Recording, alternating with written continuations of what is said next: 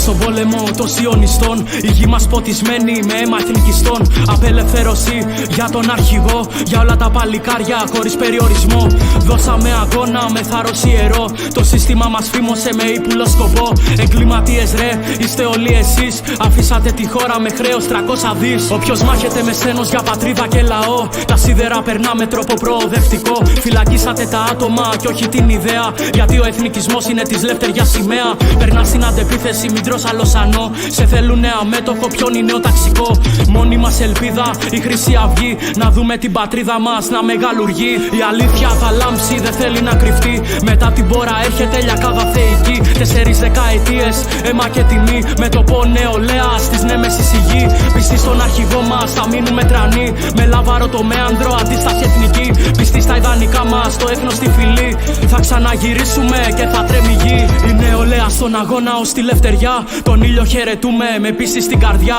Αίμα, φυλή και καταγωγή. Ενάντια σε ένα σύστημα που παρανομεί.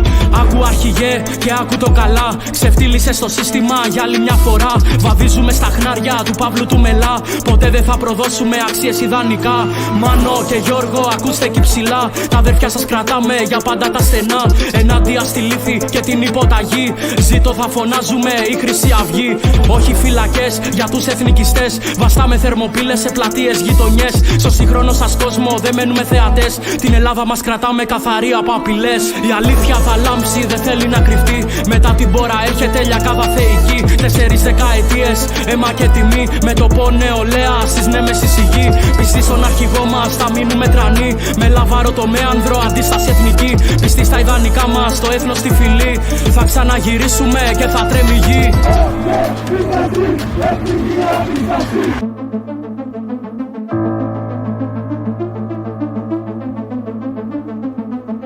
Ευχαριστώ τις εκατοντάδες χιλιάδες των Ελλήνων που όλα αυτά τα χρόνια ήταν στο πλευρό της Χρυσής Αυγής ενάντια σε μια βρώμικη χούντα. Η αλήθεια θα λάμψει, δεν θέλει να κρυφτεί.